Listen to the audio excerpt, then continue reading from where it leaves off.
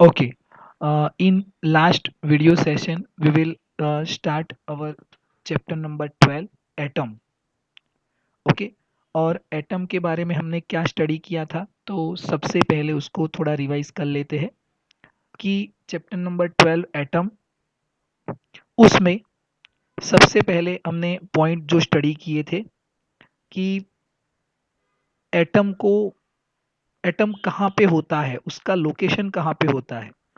तो जब कोई ऑब्जेक्ट को हम तोड़ते हैं तो वो मॉलिक्यूल्स, मतलब मॉलिक्यूल्स भी हम नहीं देख सकते पर उसमें कन्वर्ट होता है और उसके अंदर जाके हमको एटम मिलता है. कितने एटम होते हैं? अराउंड 93. ओके. अब उसके बाद हमने देखा कि ये जो एटम है उसको हम कैसे पहचानेंगे, इस एटम को हम कैसे पहचानेंगे. तो हमने देखा कि एटम जो है वो लाइट एमिट करता है. क्या एमिट करता है? लाइट एमिट करता है. और यहाँ पे ये जो एटम लाइट एमिट करता है, तो लाइट क्यों एमिट करता है? तो हमने देखा कि वो जो है ऑसिलेशन करता होगा तो उसमें से लाइट एमिट होती होगी. फिर हमने देखा कि भाई ऑसिलेशन नहीं करता है फिर भी लाइट निकलती है. ओके. फिर हमने उसको साइड में रख के उसका जो स्ट्रक्चर है उसको स्टडी किया. Structure of atom. तो सबसे पहले एटम का स्ट्रक्चर किसने दिया? थॉमसन ने. सबसे पहले एटम का स्ट्रक्चर किसने दिया? थॉमसन ने. ओके. इसके बाद एटम का स्ट्रक्चर जो है वो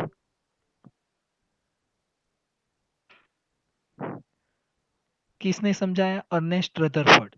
रदरफोर्ड ने दिया. और उसने क्या बताया कि positive charge localized in centre and negative charge moving around them. Okay. और उस वक्त हमको एटम का साइज कितना मालूम हुआ? 10⁻⁻10 मीटर. ओके. इसके बाद रदरफोर्ड के जो दो स्टूडेंट्स थे, गाइगर एंड मास्टन, उन्होंने भी एक्सपेरिमेंट किया. और वो एक्सपेरिमेंट किसका था? तो वो रदरफोर्ड का ही एक्सपेरिमेंट था. पर रदरफोर्ड ने ऑलरेडी उसको एक्सपेरिमेंट उसको 2 बार 3 बार किया था. पर उसी एक्सपेरिमेंट को ये जो रदरफोर्ड के दो स्टूडेंट्स थे, कौन से दो स्टूडेंट्स? Geiger and Marston. ये दोनों स्टूडेंट्स ने उसको फिर से एक्सपेरिमेंट किया. और उन्होंने एक्सपेरिमेंट किया तो देखिए उसमें हमने देखा कि ये जो उसके एक्सपेरिमेंट का जो अरेंजमेंट था, प्रैक्टिकल के जो इंस्ट्रूमेंट थे, वो इंस्ट्रूमेंट यहाँ पे हमको मिले. और उसमें कैसा अरेंजमेंट था वो हमने लास्ट वीडियो लेक्चर में देखा था. और उसके एक ग्राफ के बारे में हमने डिस्कशन किया था. तो आप यहाँ पे देख सकते हो कि इसमें कैसा अरेंजमेंट है. तो यहाँ पे उन्होंने क्या लिया था? रेडियो एक्टिव एलिमेंट, जिसमें से क्या एमिट होता है? Alpha particles. क्या एमिट होता है बच्चों? Alpha particles. यहाँ पे क्या लिया है? Gold foil. गोल्ड लेने का रीजन भी हमने बताया था कि और कोई मैटर नहीं लिया और हमने गोल्ड क्यों लिया. ओके. और वो गोल्ड की साइज कितनी थी? फॉइल की साइज कितनी थी? 2.1 इंटू 10⁻⁻7 मीटर. ओके. इतनी इस गोल्ड की जो चौड़ाई थी, तो हमने ये लिया. अब ये एक्सपेरिमेंट स्टार्ट हुआ तो यहाँ से एक के बाद एक अल्फा पार्टिकल्स एमिट होके यहाँ पे स्ट्राइक करते हैं और कहीं पे भी स्कैटर्ड होते हैं. तो हमने इसको यहाँ से समझा कि भाई इतने एंगल में कितने अल्फा पार्टिकल्स निकलते हैं, इतने एंगल में कितने अल्फा पार्टिकल्स निकलते हैं, और इसका एक ग्राफ बनाया. तो इस ग्राफ तक हमने स्टडी किया था. तो इस ग्राफ से हमको क्या रिजल्ट मिला? इस ग्राफ से हमको क्या रिजल्ट मिला? तो इस ग्राफ से हमको रिजल्ट मिला कि मेनली जो मोस्टली 10⁻7 जितने इलेक्ट्रॉन से, मतलब मोस्टली इलेक्ट्रॉन, मतलब सॉरी मोस्टली इलेक्ट्रॉन नहीं, अल्फा पार्टिकल्स, वो कहाँ से मूव करते हैं? तो ऐसे स्ट्रेट चले जाते हैं. आप देख रहे हो ना, 0 से 10 डिग्री के बीच में कितने अल्फा पार्टिकल्स निकल जाते हैं? 10⁻⁷. तो यहाँ पे ए 0 डिग्री और ए 10 डिग्री, इसके बीच में कितने अल्फा पार्टिकल्स निकल जाएंगे? 10⁻⁷। ओके। इसके बाद हम एंगल इंक्रीज करते गए, 20 degree, 40 degree, 60 degree, 80 degree, 100 degree. तो हमने देखा कि जब ए 60 डिग्री होता है तो 100 अल्फा पार्टिकल्स निकलते हैं। मान लो कि यहाँ पे 60 डिग्री है, तो इसमें से कितने पार्टिकल्स पास होंगे? 100। मोस्टली पार्टिकल कैसे जाएंगे? स्ट्रेट जाएंगे। ओके। तो ये हमको एक रिजल्ट मिला। और एक रिजल्ट क्या मिला था कि 1 alpha particle is reflected out of 8000. This is not fixed, but 1000, 10,000, तो हम उसको क्या बोलेंगे कि हजारों लाखों में एक अल्फा पार्टिकल्स क्या होता है? रिफ्लेक्ट होता है, वापिस आता है। ओके। तो यहाँ तक हमने स्टडी किया था। चलिए हम आगे बढ़ते हैं बच्चों। तो यहाँ तक समझ में आया रहा आपको कि नहीं आ रहा? यस और नो? यहाँ तक आपको समझ में आया है? Yes, yes. और बच्चों, हीट, और किसी को? Okay, very good. तो यहाँ तक क्लियर है। अब इसके बाद देखिए हम आगे चलते हैं कि भाई ये जो गाइगर और मास्डन थे, उन्होंने रदरफोर्ड को बताया कि जब हम देख रहे हैं कि इतने पार्टिकल्स जा रहे हैं अल्फा पार्टिकल्स, तो उसमें से एक पार्टिकल वापिस आता है, एक पार्टिकल वापिस आता है, उसको रिफ्लेक्ट होके वापिस आता है। तो रदरफोर्ड ने सोचा कि अगर एक भी पार्टिकल रिफ्लेक्ट होता है तो क्यों होता है? एक भी पार्टिकल रिफ्लेक्ट होता है तो क्यों होता है? तो ये जो एक पार्टिकल रिफ्लेक्ट होता है, उसका रीजन उन्होंने फाइंड करना, मतलब उस फाइंड करना है। तो उसके लिए देखिए हमको उसमें क्या करना है, कैसे समझना है। तो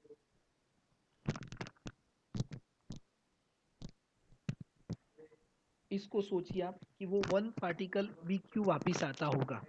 तो इसको हम ऐसे समझते हैं, 1 मिनट बच्चों।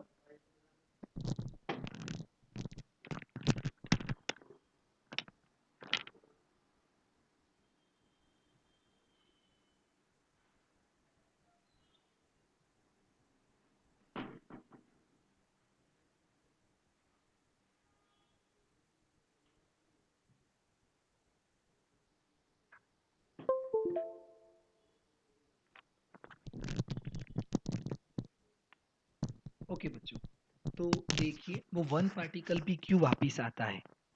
अब यहाँ पे देखिए कि मैंने यहाँ से एक अल्फा पार्टिकल को थ्रो किया। ए हमने यहाँ से थ्रो किया किसको? अल्फा पार्टिकल को। ए अल्फा पार्टिकल गया। ओके। अब अल्फा पार्टिकल क्या होता है? अल्फा पार्टिकल पॉजिटिव चार्ज होता है। अल्फा पार्टिकल का मतलब क्या है? Positive charge. तो अल्फा पार्टिकल को हम ऐसे लिखते हैं, देखिए इसको अच्छे समझिए। Alpha particle is equal to 2He4 या He+2। इसको हम ऐसे लिखेंगे He+2। ये जो अल्फा पार्टिकल है वो 1 मिनट बच्चों, अल्फा पार्टिकल क्या होता है? He+2। मतलब अल्फा पार्टिकल पॉजिटिव चार्ज होता है और हैवी पार्टिकल होता है, हैवी पार्टिकल। अब हमने देखा कि हमने यहाँ पे गोल्ड फॉइल लगाया है और ए अल्फा पार्टिकल ऐसे जाता है और ए वापिस आता है। ये हम किसकी बात कर रहे हैं? हजारों में, लाखों में जो पार्टिकल वापिस आता है रिफ्लेक्ट होके, उसकी बात कर रहे हैं। तो हमको ये सोचना है कि ये वापिस क्यों आया, यहाँ पे स्ट्राइक करके ये वापिस आया। अब हम सोच रहे थे कि अगर ये वापिस आता है, जैसे मैंने एक छोटा सा पत्थर लिया, जैसे हमारे सबके घर में विंडो होते हैं, तो हम उस विंडो में से कुछ ना कुछ ऐसे फेंकते रहते हैं। तो मैंने एक छोटा सा पत्थर लिया और इसको ऐसे फेंका, तो वो जो विंडो के बीच में ग्रिल होती है उसमें से निकल गया, उसमें से निकल गया।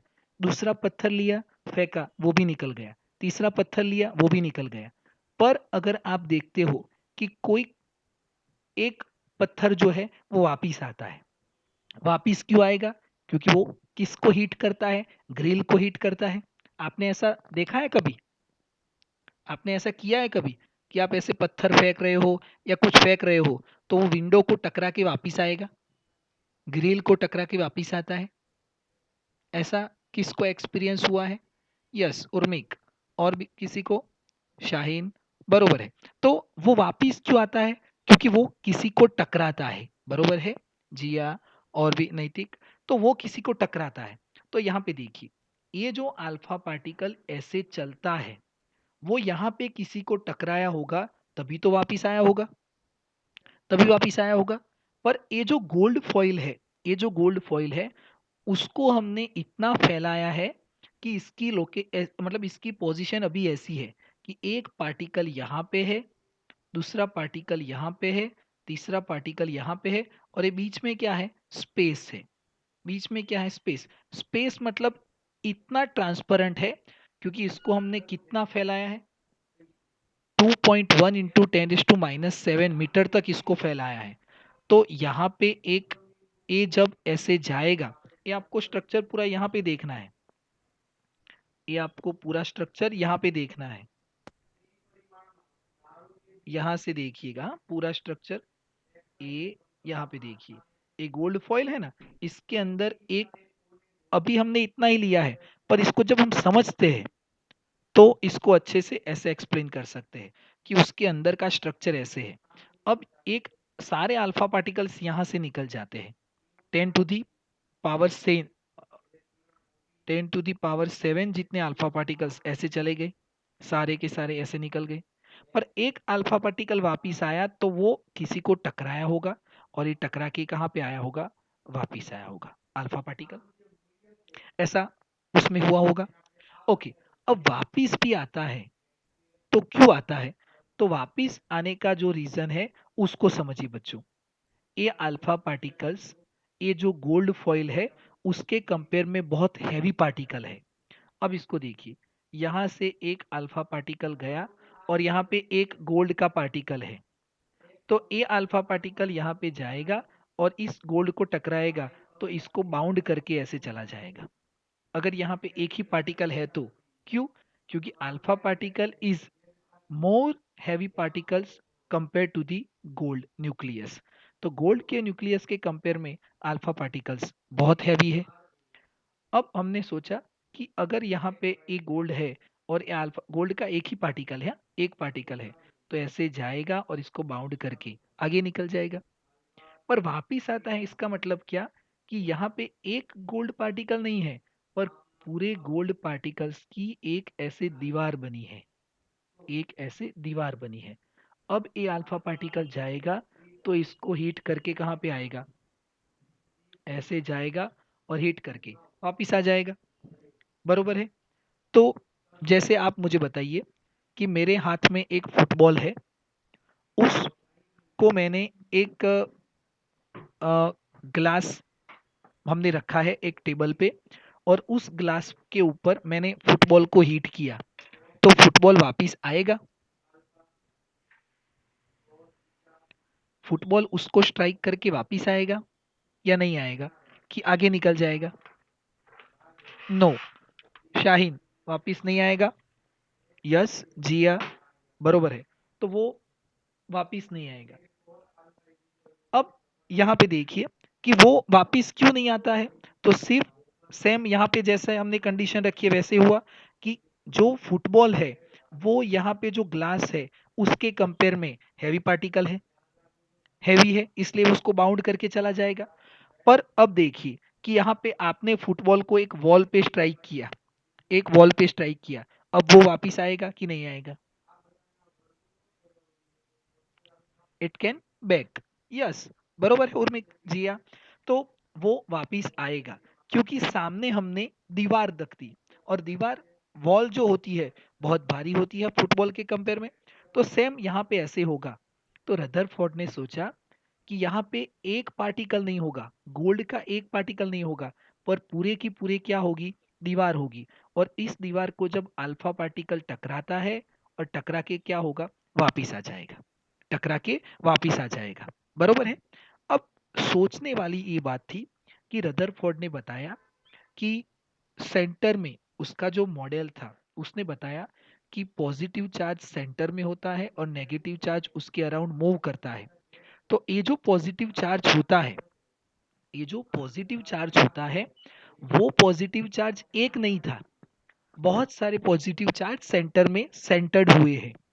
अब सोचने वाली बात है कि न्यूक्लियस का सेंटर, मतलब न्यूक्लियस में क्या होता है, पॉजिटिव चार्ज और उसके अराउंड इलेक्ट्रॉन मूव करते हैं। तो देखिए, ये यहाँ पे पॉजिटिव चार्ज है, मतलब प्रोटॉन, और इसके अराउंड क्या है, इलेक्ट्रॉन मूव कर रहे हैं।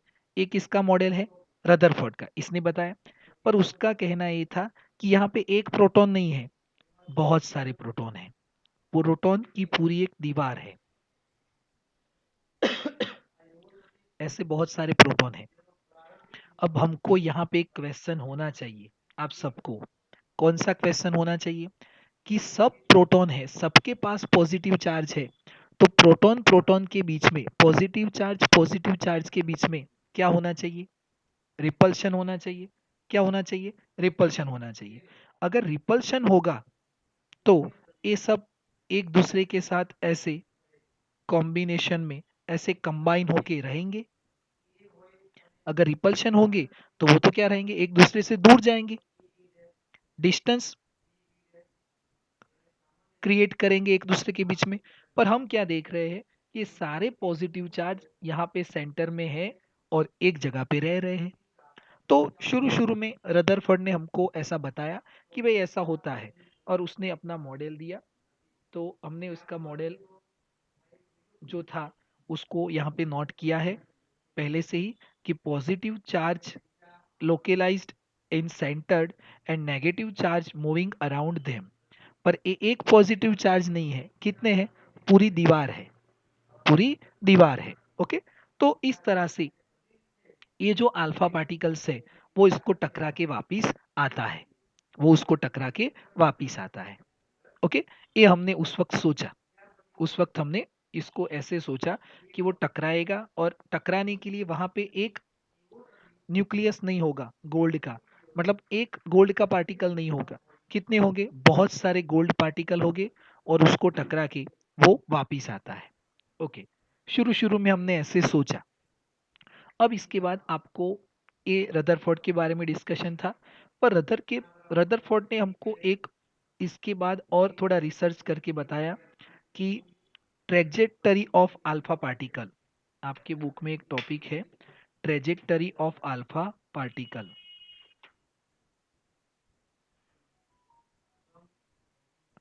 Trajectory of alpha particle, trajectory of alpha particles. Trajectory means क्या, ये जो जितने भी अल्फा पार्टिकल्स मूव कर रहे हैं, ये जितने अल्फा पार्टिकल्स यहाँ से निकल रहे हैं, उसकी ट्रेजेक्टरी मीन्स उसका पाथ कैसा था, उसका पाथ कैसा था, उसका मोशन कैसा था, वो किस लाइन में जाएंगे, वो उन्होंने डिस्कस करके हमको बताया। तो इसको अच्छे से समझना, यहाँ से आपको ज़्यादा क्लियर होगा। देखिए, यहाँ पे एक गोल्ड का न्यूक्लियस है, ये क्या है, गोल्ड का न्यूक्लियस, इसको मैं ऐसे बताता हूँ, ये गोल्ड का न्यूक्लियस है। चलिए, बहुत छोटा सा होता है जिसको हम देख भी नहीं सकते, पर यहाँ पे समझने के लिए मैंने ये लिया। ये क्या है, nucleus of gold, nucleus of gold, nucleus of gold. Clear है। अब इसके सामने अल्फा पार्टिकल्स एक के बाद एक आ रहे हैं। तो एक अल्फा पार्टिकल्स यहाँ पे आया और ऐसे चला गया, ये ऐसे निकल गया।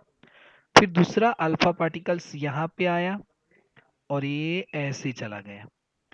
फिर एक अल्फा पार्टिकल्स यहाँ पे आया, इसको जरा मैं थोड़ा क्लियर करता हूँ।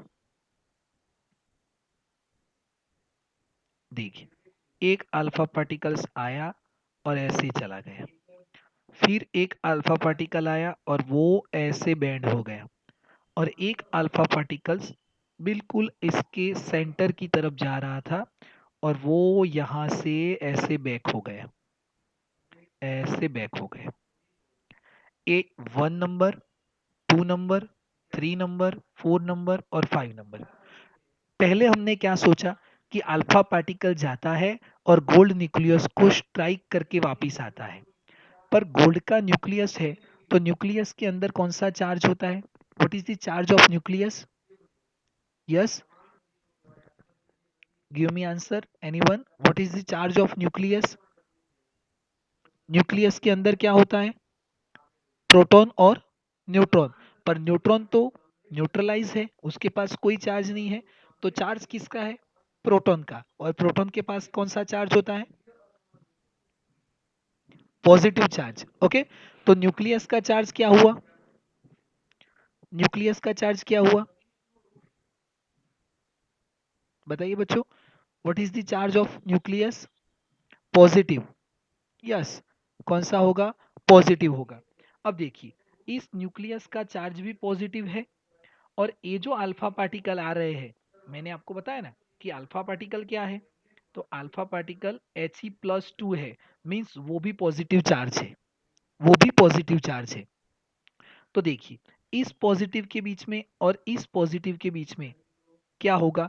अट्रैक्शन और रिपल्शन। पॉजिटिव और पॉजिटिव के बीच में क्या होगा? अट्रैक्शन और रिपल्शन। रिपल्शन।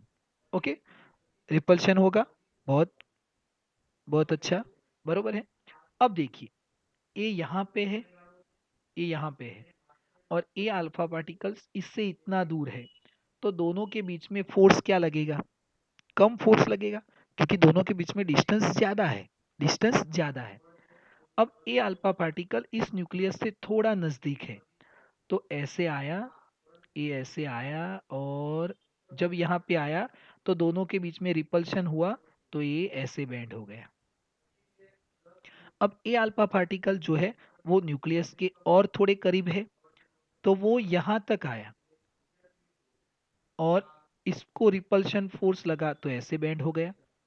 देखिए, ये थोड़ा दूर था तो इस पे रिपल्शन कम लगा, ये थोड़ा नजदीक था तो इस पे रिपल्शन ज्यादा लगा, ये ज्यादा एंगल पे बेंड हो गया।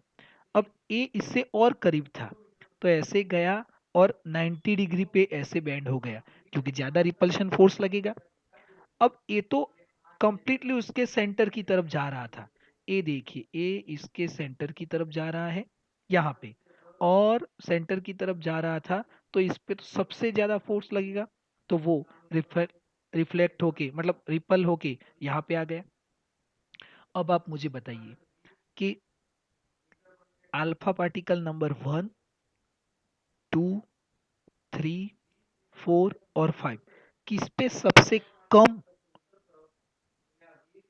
रिपल्शन फोर्स लगेगा, या which particle experience lowest lower repulsion force? Yes, one one one, बरोबर है। तो 1 नंबर का जो अल्फा पार्टिकल्स है वो सबसे लोअर रिपल्शन फोर्स को एक्सपीरियंस करेगा, और सबसे स्ट्रॉन्ग रिपल्शन फोर्स को कौन एक्सपीरियंस करेगा? 5 number. Yes Urmik, fifth alpha particle is experience strong repulsion